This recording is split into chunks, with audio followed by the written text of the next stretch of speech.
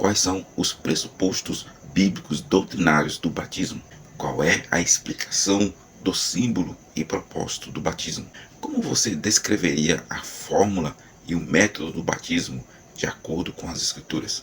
Se você não sabe, fique conosco até o final da lição.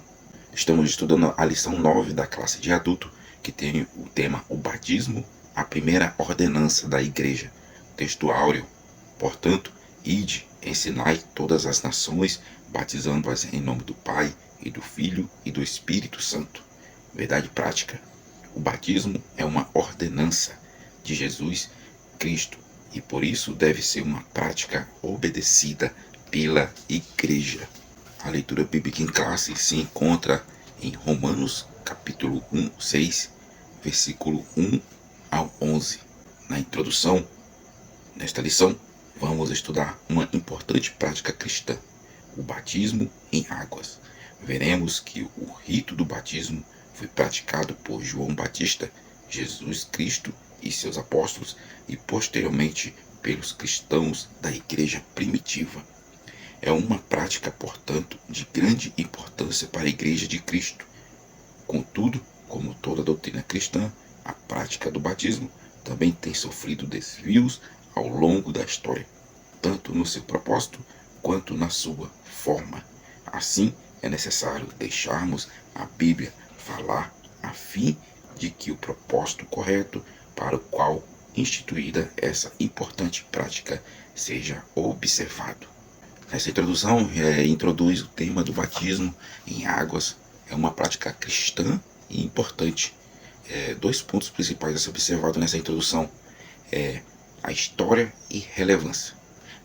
A introdução menciona que o batismo em água foi praticado por João Batista, Jesus Cristo, seus apóstolos e pela igreja primitiva, evidenciando sua importância ao longo da história. O segundo ponto a ser observado é o desvio e necessidade de correção. Também ressalta que, como outras doutrinas cristãs, o batismo em águas tem sido sujeito a desvios ao longo do tempo, tanto em seu propósito quanto em sua forma. Destaca a importância de retornar às Escrituras para entender o propósito correto desta prática. Palavra-chave: batismo. Primeiro ponto: pressupostos bíblicos doutrinários do batismo. Subtópico 1.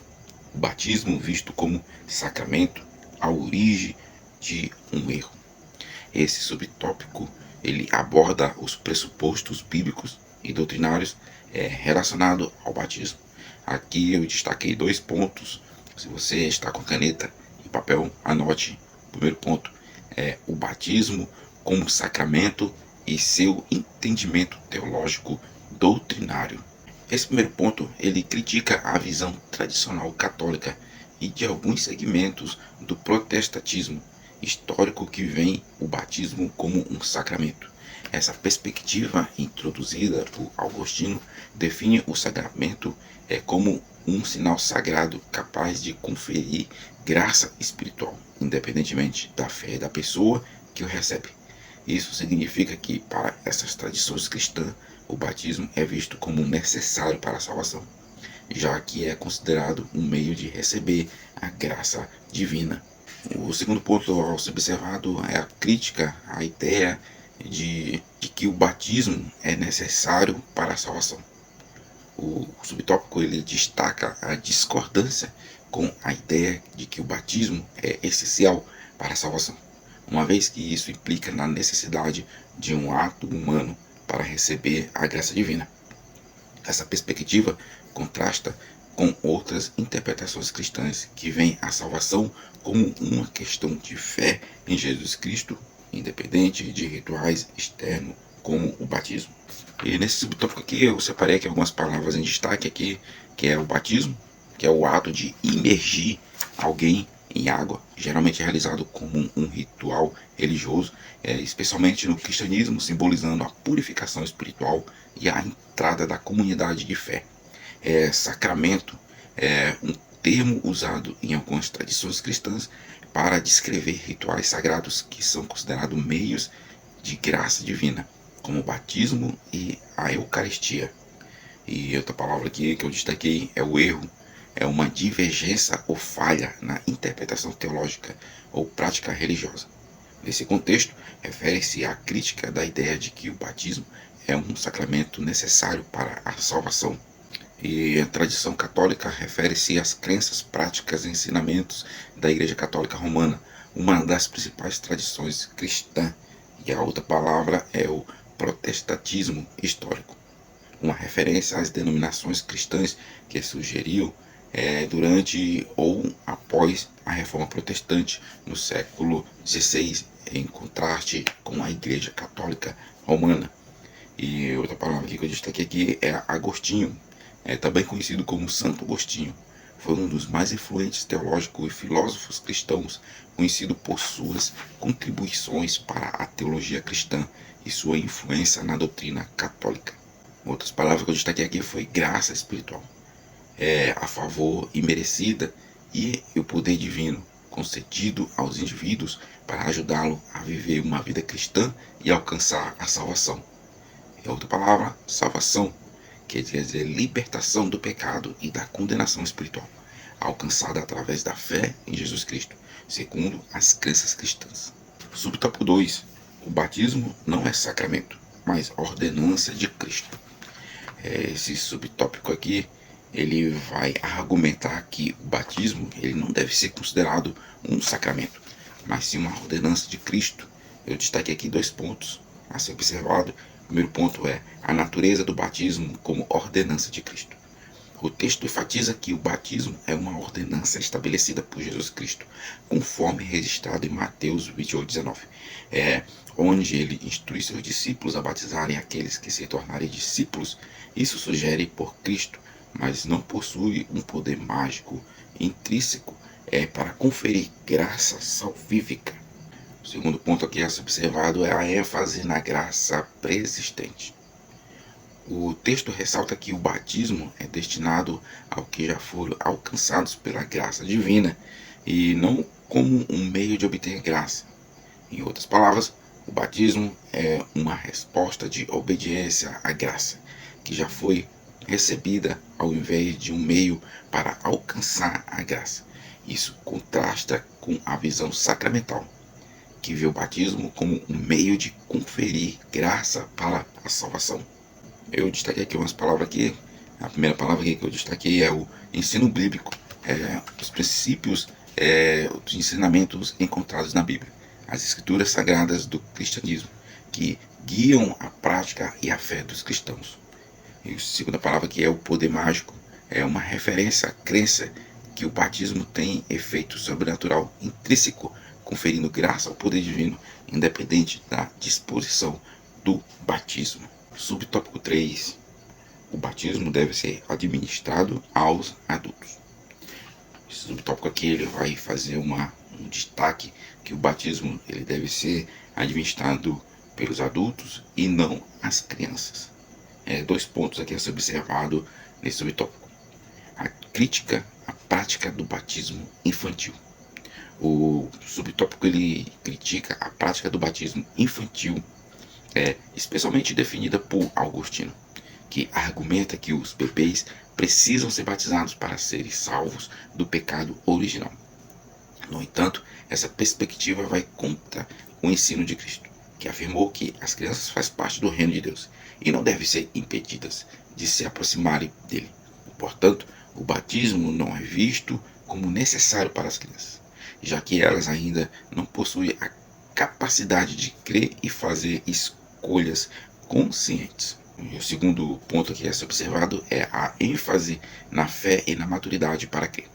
O texto enfatiza que o batismo deve ser administrado a quem crê, como indicado pelo ensino de Jesus, registrado no Novo Testamento. Portanto, uma criança que ainda não atingiu a idade da razão e não possui maturidade para crer e fazer escolhas conscientes não é considerada apta para receber o batismo de acordo com essa interpretação. E umas palavras aqui em destaque é o pecado original. Na teologia cristã, o pecado original é a condição de pecado herdada por toda a humanidade como resultado da queda de Adão e Eva no jardim do Éden. E a segunda palavra aqui em destaque é o reino de Deus. É um conceito central no ensino de Jesus, que se refere ao domínio ou reinado de Deus sobre todas as coisas, tanto no presente quanto no futuro. Outra palavra que é a ser observada é maturidade para crer. Isso significa que a capacidade de entender e aceitar as verdades espirituais e tomar decisões conscientes de acordo com essas verdades, geralmente associadas à idade e ao desenvolvimento cognitivo. Ponto 2 da lição: o símbolo e o propósito do batismo. Subtópico 1: símbolo do batismo, identificação com Cristo. Esse subtópico ele destaca o propósito do batismo, e aqui tem 2 pontos a ser observado. Símbolo da identificação com Cristo. O batismo por imersão é visto como um símbolo da união do crente com Cristo, representando sua morte, sepultamento e ressurreição. O apóstolo Paulo, em sua carta aos cristãos em Roma, Romanos 6, 3 ao 5, enfatiza essa verdade, comparando o ato de emergir da água à ressurreição de Cristo, mostrando assim a identificação do cristão com ele. Essa mesma ideia é reforçada na carta aos Colossenses, em Colossenses 2:12, onde é destacado que o batismo simboliza a morte para a velha vida e o surgimento para uma nova vida em Cristo. E o segundo ponto a ser observado é o propósito de renovação espiritual. O texto sugere que o batismo não é apenas um símbolo, mas também tem o propósito de representar a transformação espiritual do crente. Ao passar pelo batismo, o indivíduo é visto como morrendo para a sua antiga vida de pecado e renascendo para uma nova vida em Cristo, demonstrando assim sua fé e compromisso com o Evangelho.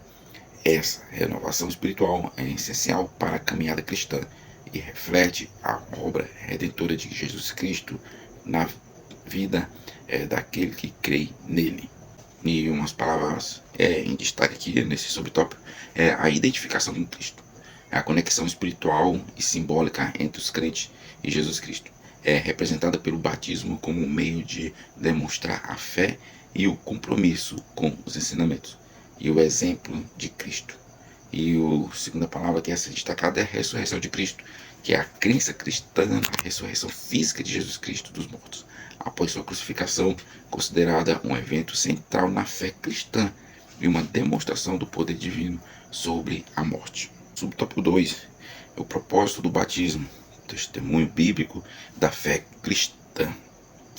Esse subtópico aqui ele vai destacar, ele vai abordar o propósito do batismo como um testemunho público da fé cristã, destacando aqui 2 pontos. O primeiro ponto aqui é o profissão pública de fé.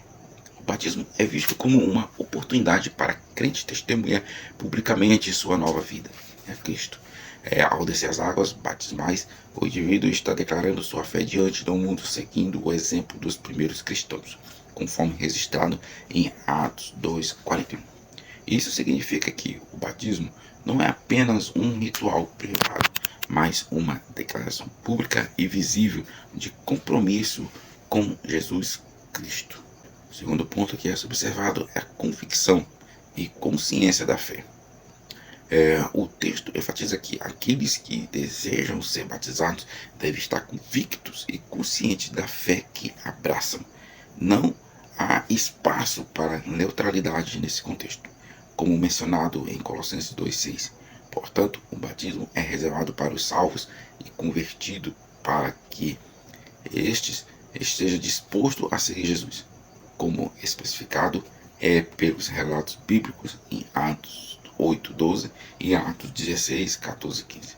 Isso destaca a importância da decisão consciente e do compromisso pessoal com a fé antes de receber o batismo. E algumas palavras aqui em destaque aqui desse subtópico é testemunho público.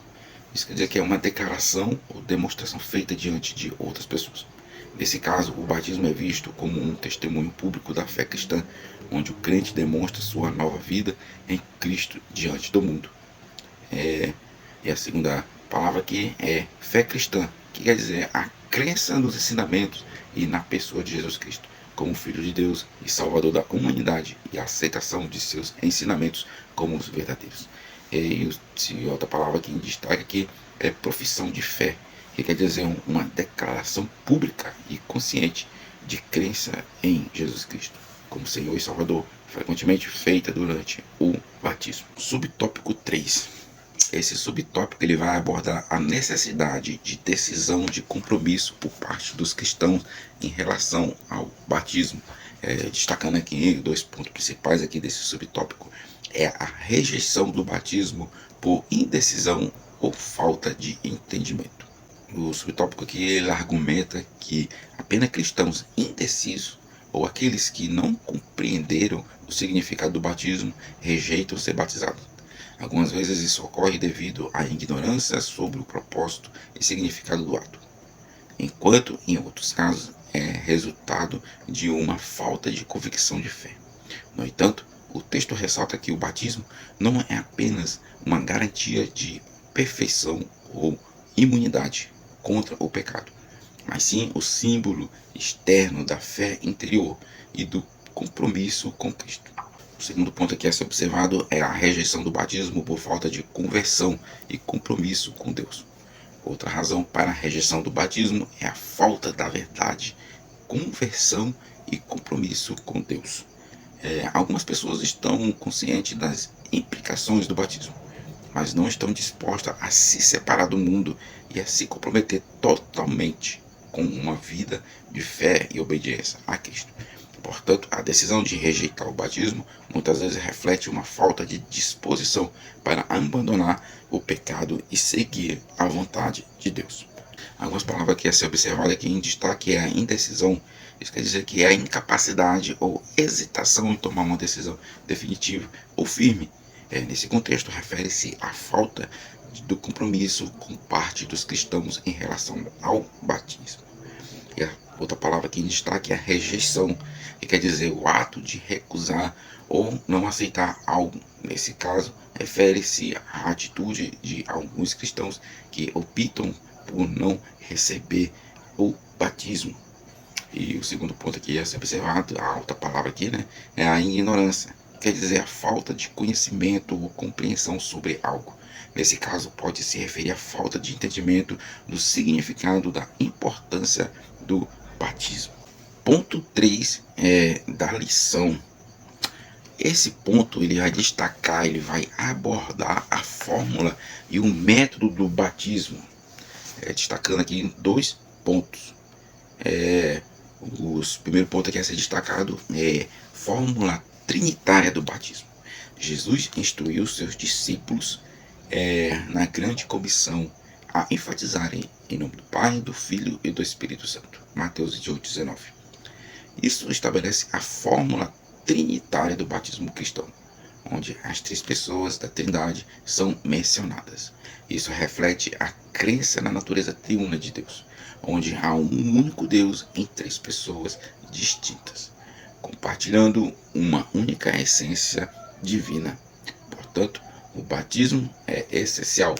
Seguir a orientação de Jesus e invocar o nome do Pai, do Filho e do Espírito Santo durante o ritual. O segundo ponto a ser observado aqui nesse subtópico é a unidade da diversidade trinitária. O texto destaca a singularidade e a diversidade da Trindade, onde há uma unidade essencial entre o Pai, o Filho e o Espírito Santo. Mesmo sendo três pessoas distintas, essa compreensão da Trindade influencia a prática do batismo, enfatizando a importância de reconhecer e invocar cada pessoa da Trindade durante o ritual do batismo. Essa formulação reflete a compreensão teológica da natureza de Deus e sua relação com a humanidade, conforme ensinado nas Escrituras. Um destaque aqui uma palavra aqui que é a fórmula trinitária. A fórmula usada no batismo que invoca o nome do Pai, do Filho e do Espírito Santo, conforme instruído por Jesus na grande comissão, assim a Trindade divina. A outra palavra aqui que a gente está aqui é a essência divina, a natureza ou substância de Deus. que é única e indivisível, compartilhada, igualmente pelo Pai, pelo Filho e pelo Espírito Santo. Subtópico 2. A fórmula herética do batismo. Esse subtópico aqui ele vai abordar a questão das diferentes fórmulas do batismo dentro da tradição cristã, destacando dois pontos principais aqui que eu destaquei. O primeiro ponto é a fórmula herética do batismo. Alguns grupos cristãos adotam uma fórmula de batismo que difere da tradicional fórmula trinitária, como é o caso dos adeptos do unicismo. Esses grupos batizam seus membros somente em nome de Jesus, ignorando as outras pessoas da Trindade, Pai e Espírito Santo. Essa prática é baseada na doutrina modalista, que entende que Deus se manifesta em três modos diferentes: Pai, Filho e Espírito Santo, em vez de três pessoas distintas.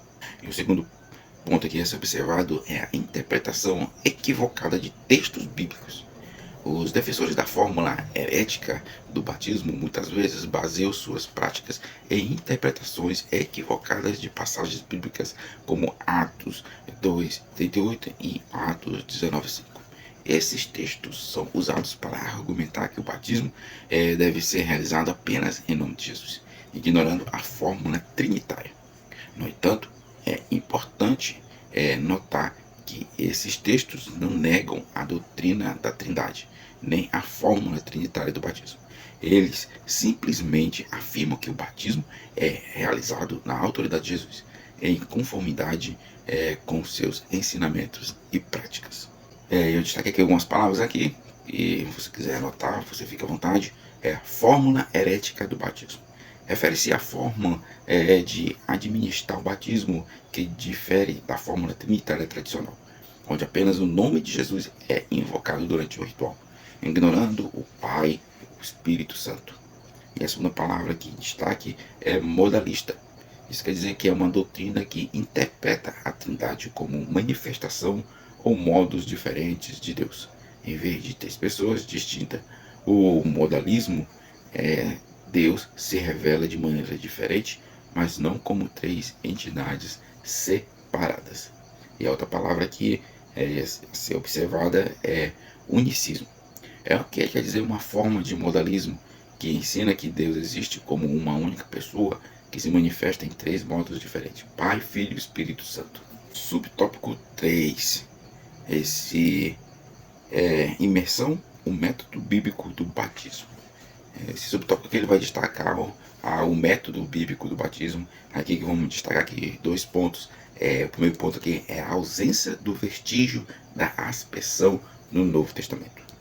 Esse subtópico ele vai ressaltar que não há evidência da prática do batismo por aspersão, onde a água é aspergida sobre o candidato no Novo Testamento. Esse tipo de batismo é caracterizado pela aspersão de água e não pela imersão completa do candidato na água. O segundo ponto que é observado é a prática do batismo por imersão nos dias bíblicos. Esse subtópico aqui ele vai destacar que o Novo Testamento demonstra claramente que o batismo nos tempos bíblicos era realizado por imersão. A palavra grega baptismo tem o sentido de mergulhar e submergir. Tanto na Bíblia como em outras fontes, vários textos bíblicos mostram essa prática, como quando o povo saía para ser batizado por João no Rio Jordão, Marcos 1:5, e quando Jesus foi batizado e saiu da água, Marcos 1:10. Além disso, João batizava onde havia muitas águas, João 3:23, o que sugere que a imersão era o método utilizado. E duas palavras que quer ser destacado aqui é que a imersão quer dizer o método do batismo que envolve submergir completamente o candidato na água, simbolizando morte para o pecado e a ressurreição para a nova vida em Cristo. E a palavra aqui, aspersão, que significa método de batismo que envolve borrifar ou aspergir água sobre o candidato, em vez de submergi-lo completamente. Chegamos à nossa conclusão. Procuramos abordar as questões mais relevantes concernentes ao batismo em água, mostrando que, embora não tenha a atribuição de salvação a quem ele participa, o batismo é é sim uma prática que deve ser levada a sério por todo crente que quer seguir as palavras de Jesus. Por meio do batismo, nos identificamos com Cristo Jesus e tornamos pública a nossa profissão de fé. Você ficou até aqui, Deus os abençoe grandemente. Deixe seu like, comente. Se não é inscrito, se inscreva no canal. Compartilhe a lição com outros irmãos. Deus os abençoe.